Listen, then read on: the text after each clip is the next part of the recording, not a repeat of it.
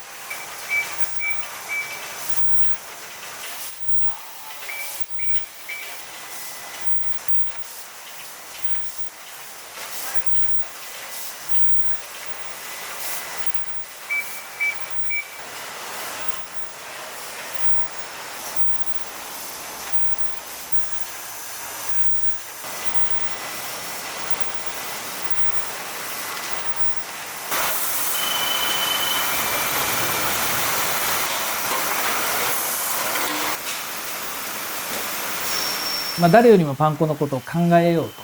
というふうに思ってて、でいろんな形で、従業員の仲間とですね対応していくしてるので、本当に日本の中で